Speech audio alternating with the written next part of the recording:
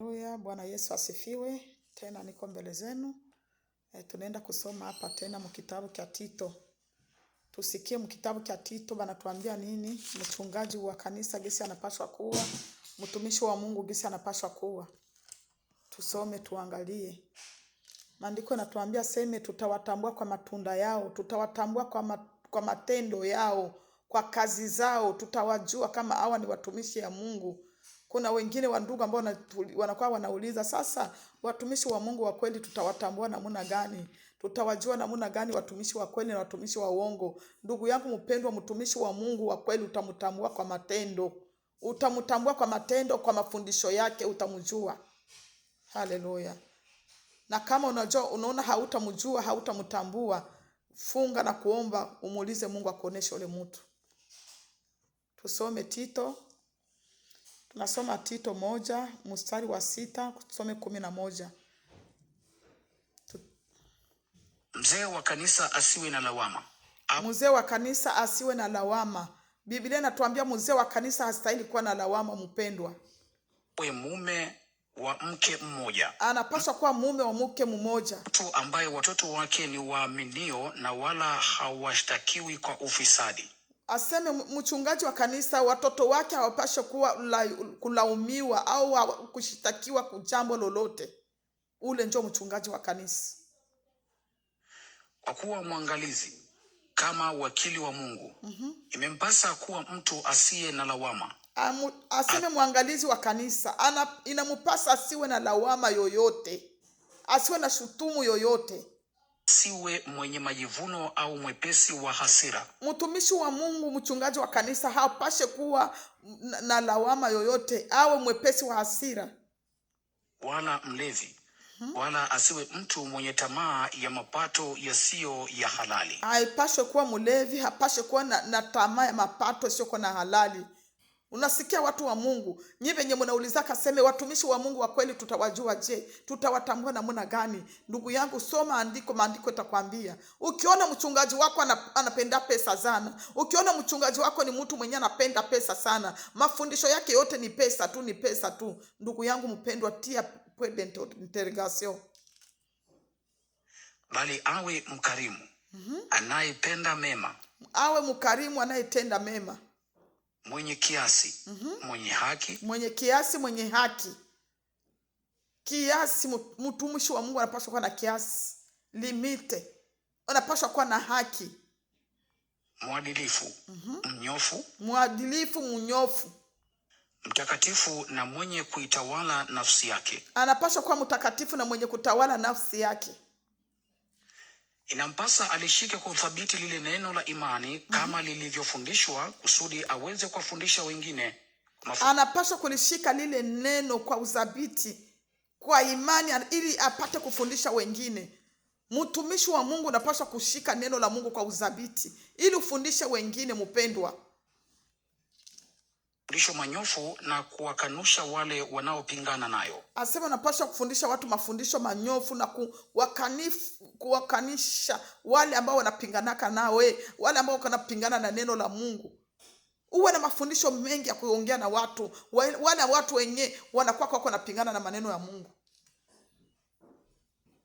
Kwa maana wako wengi wasiotii, wenye maneno yasiyo na maana. Aseme kuko watu wengi wasiotii, wenye kuwa na maneno yasiyo na maana. Unajua ndugu yangu mpendwa, mchungaji kisha kwa hauna maneno ya Mungu ndani yako mingi. Njoo wakati wanakuuliza ulizo, wakati wanauliza mtumishi wa Mungu ulizo, wanamuuliza mtumishi wa Mungu, hii verse inamaanisha nini? Hii verse mbona inasema hivi na hivi? Hapa ina maana yake nini? Kwa sababu mtumishi wa Mungu hana hekima, kwa sababu hana hekima Roho Mtakatifu, hana maneno ya Mungu ndani yake, anaanza kubadilisha lile andiko, analipeleka hivi, unajua hii waliandikaka kwa ajili ya hivi, hii walisemaka kwa ajili ya wale watu fulani, hii waliandikaka wale watu fulani. Unasikia? Anaanza kamata andiko la Mungu, anaanza lipelekea watu wa moja, anaanza manake anamaanisha ile andiko haituhusu sisi sote. Inahusu watu wa Israeli, inahusu sijua watu wa wapi, inahusu sijua watu wa wapi. Kama andiko aliandika ndani ya kitabu cha Biblia, ina maana ya kwamba sisi wanadamu wote, kama uko mwanadamu mwenye kuwa na pumzi, uko mwanadamu mwenye uko mzima, ile andiko linakuhusu wewe.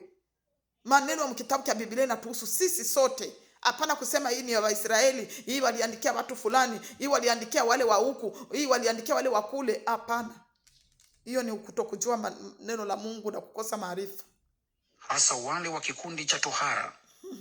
Hao ni lazima wanyamazishwe.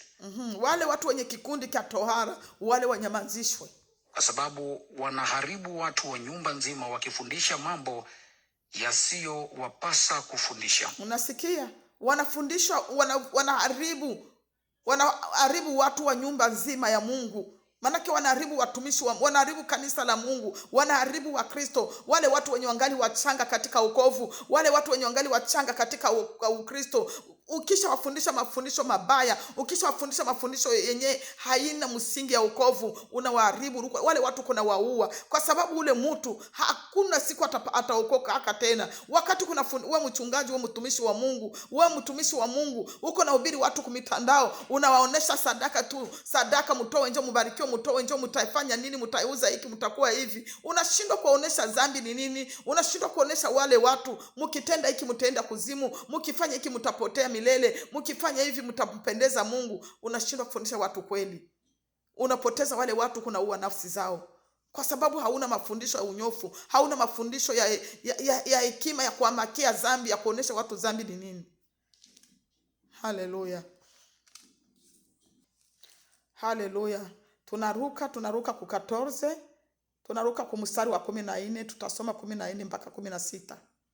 Ili wasiendelee kuangalia hadithi za Kiyahudi au maagizo ya wale watu wanaoikataa kweli. Aseme watu wanasiendelee kuangalia maagizo ya Kiyahudi. Watu wasiendelee kuangalia maagizo ya Kiyahudi. Maagizo ya Kiyahudi ni ya namna gani? Njoo ile yenye Wayahudi walikuwa nakatala neno la Mungu. Wale Wayahudi walikuwa napinga Yesu Kristo. Bana tuambia aseme watu wasiendelee kufuata ile mafundisho ya Wayahudi, wala kukataa kweli. Kwa wale walio safi, kila kitu ni safi kwao. Lakini kwa wale waliopotoka na wasioamini, hakuna chochote kilicho safi. Aseme kwa wale walio safi, kila kitu ni safi kwao, lakini kwa wale wote walipotoka na wakaacha kweli, aseme hakuna kitu kiko safi kwao. Unasikia mtu wa Mungu? Wanapokuambia hiki ni dhambi unakatala, wanakuonesha hii ni dhambi wanakatala, hauko safi mbele za Mungu, hauko safi. Hakuna kitu kiko safi mbele za Mungu. Kwa kweli nia zao na dhamiri zao zimepotoka. Aseme kwa kuwa nia zao na dhamiri zao zimepotoka. Wanadai kumjua Mungu, lakini kwa matendo yao wanamkana. Wanadai kumjua Mungu, lakini kwa matendo yao wanamkana Mungu. Ndugu yangu mpendwa, sikiliza vizuri hapa ili andiko. Tunadai ya kwamba tumeokoka, tunadai ya kwamba tuko wa Kristo, lakini matendo yetu tunamkataa Mungu. Tabia zetu tunamkataa Mungu. Wakristo ni watu tunapaswa kuwa tofauti na wapagani. Wakristo ni watu wenye tunapaswa kuachana na watu wa kidunia. Wakristo unapaswa ujifanane, mivalio yako jifanane, masemi yako jifanane, matendo yako jifanane, tofauti na ule mpagani, yule ambaye siye muamini Yesu Kristo. Haleluya. Asema tunajifanya kuwa tunaokoka, tunaonekana kuwa tunaokoka, tunajionesha kwa watu wengine sasa tunaokoka, lakini kwa matendo yao, kwa matendo yetu tunamkana Mungu. Matendo yetu tunamkana Mungu.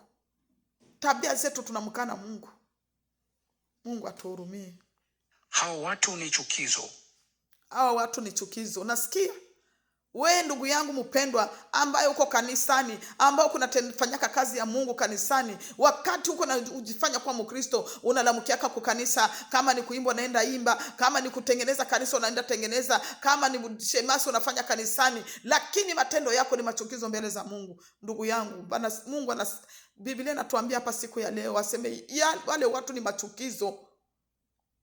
Fanya nguvu, sio machukizo mbele za Mungu. Na ukiwa machukizo mbele za Mungu, mbingu ya nani utaingia? Utaingia mbingu ya nani? Ya mjomba yako, ya shangazi yako?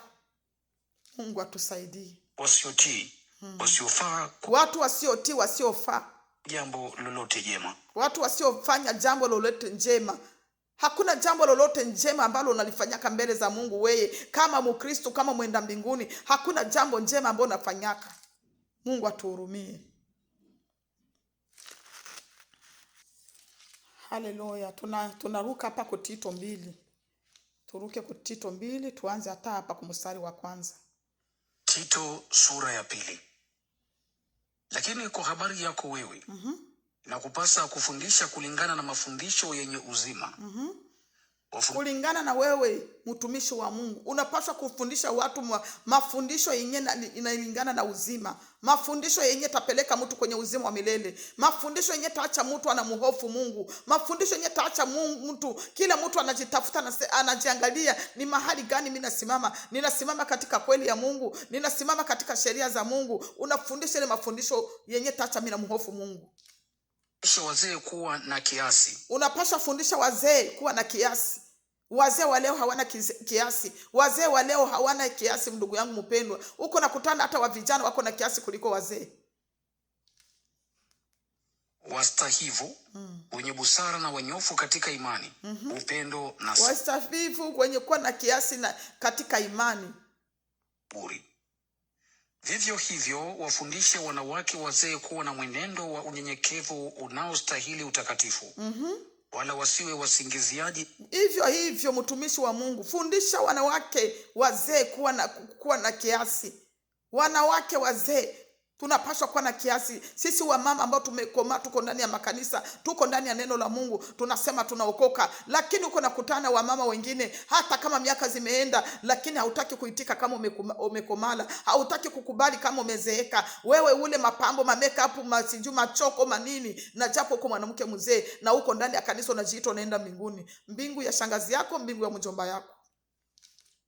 Au walevi, bali wafundishe yale yaliyo mema, ili waweze kuwafundisha wanawake vijana kuwa na kiasi. Wawapende waume zao na kuwapenda watoto wao.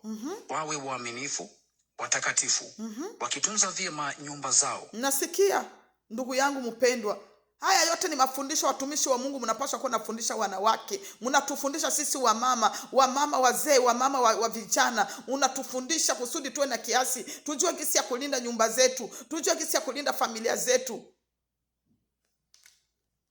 Wema, watiifu kwa waume zao, ili mtu yeyote asije akalikufuru neno la Mungu. Mtu yoyote asije akakufuru neno la Mungu.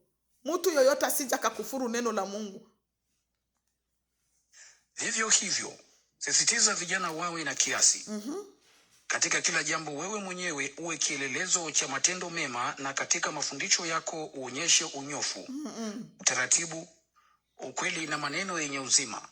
Onesha watu mafundisho ya unyofu. Onesha watu maneno ya uzima, maneno yatawapeleka katika uzima. Waoneshe watu dhambi, waoneshe tofauti ya dhambi dhambi yenye itaacho naenda kumoto, dhambi yenye itaacho na kukosa uzima wa milele, dhambi zenye zitaacha watu wanapotea milele. Unapaswa kuonesha watu, ndugu yangu mpendwa, we mtumishi wa Mungu, we na mimi wenye tuko tunafundisha ili neno la Mungu, tunapaswa kwanza tunajitengeneza kwanza, tunajirudia hapo kwanza, tunaacha njia zetu mbaya, tunaacha mivalio yetu mibaya, tunaacha tabia yetu mbaya, tunaacha masemi yetu mabaya, alafu sasa tunaanza kufundisha na wengine nao wafuate zile njia, ndugu yangu mpendwa. Haleluya. Ambayo hayawezi kulaumiwa. Hata wale wenye kukupinga watahayari.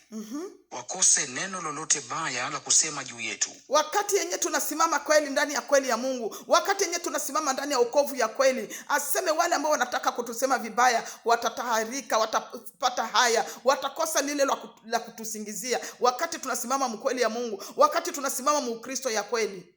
Haleluya. Wafundishe watumwa kuwatii mabwana zao katika kila jambo.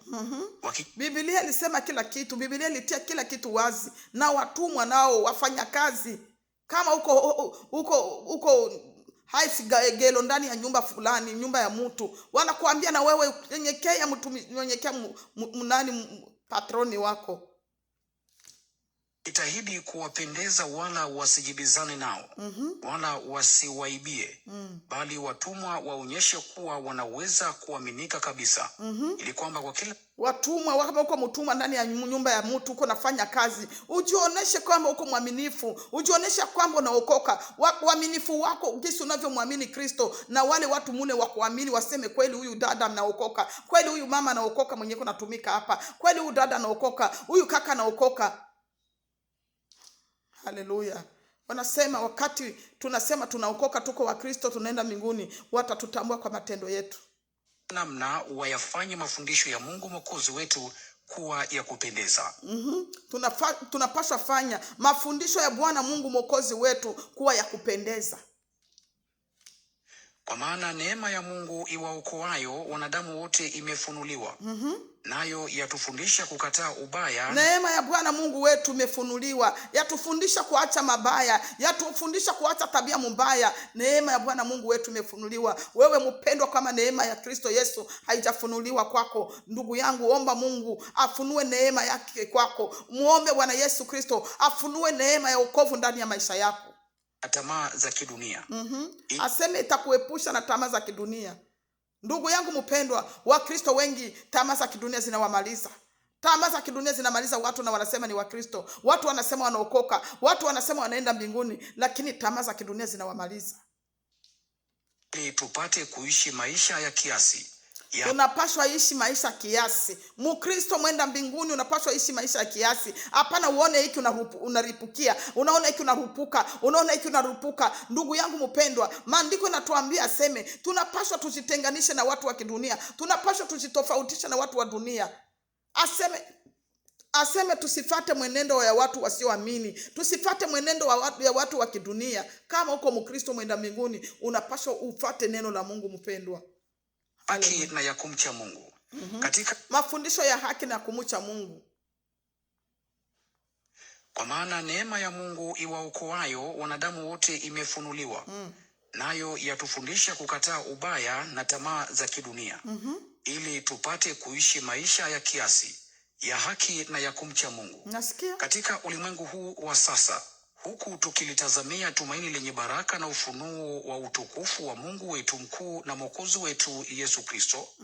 Yeye ndiye aliyejitoa nafsi yake kwa ajili yetu ili atukomboe kutoka katika uovu wote na kujisafishia watu kuwa mali yake mwenyewe. Yaani wale walio na bidii katika kutenda mema. Nasikia? Basi wewe fundisha mambo haya. Onya na karipia kwa mamlaka yote. Mtu yeyote asikudharau. Haleluya. Tunaishia hapa wapendwa. Nikizani kila mtu amesikia. Sitaki niongee mengi, sikiliza tu na masikio yako. Maandiko na kuambia nini? Kama uko Mkristo mwenda mbinguni, ndugu yangu mpendwa, tunapaswa tusikilize neno la Mungu. Tulifate neno la Mungu gisi lilivyo. Hapana kufuata akili zako, hapana kufuata akili zako gisi zinavyokuambia. Hapana kusikiliza akili za wanadamu. Sikiliza neno la Mungu linasema nini juu ya maisha yako. Jitafute ndugu yangu, wewe na mimi tujitafute. Ni kweli tunasimama katika wokovu ya kweli? Ni kweli tunasimama ndani ya Ukristo wa kweli? Ni kweli tunatembea ndani ya wokovu ya kweli? Hapana kuwa tunajidanganya. Tusijidanganye. Mtumishi wa Mungu, acha kujidanganya, acha kudanganya watu wa Mungu. Acha kuwa unafundisha mafundisho ya uongo. Acha kuwa unafundisha mafundisho ya kupakala watu mafuta kumgongo ya chupa. Ndugu yangu mpendwa, tutaulizwa. Sisi ambao tunalofundisha neno la Mungu, usipofundisha kweli yote yenye kwa ndani ya Biblia, usipoongelea kweli ukakuwa unadanganya, unakamata Biblia unageuza maandiko, unasoma andiko na litafsiria. Unaona ile andiko waliliandikaka kwa ajili ya hivi, ile andiko walisemaka juu ya hivi, inamaanisha hivi na hivi. Haiko gisi unafikiri ndio gisi ilivyo. Ile andiko linamaanisha hiki na hiki, unaanza kugeuza. Ndugu yangu, unapasha andiko liseme gisi linavyoongelea, gisi linavyoongelea ndani ya kitabu cha Biblia, na njoo hivyo andiko ulifundishe. Mungu atusaidie watu wa Mungu. Mungu atuhurumie na Mungu atuokoe. Sisi ambao tunasema tunaokoka, sisi ambao tunasema tunaenda mbinguni, tusimame katika Ukristo wa kweli. Tusimame kwa kumcha Mungu, kwa kuogopa na kutetemeka. Tumuche Mungu kwa kuogopa na kutetemeka, ndugu yangu mpendwa. Mungu akusaidie ndugu yangu, ili neno likusaidie, ili neno likuongoze katika safari ya kwenda mbinguni, katika jina la Yesu Kristo. Amen.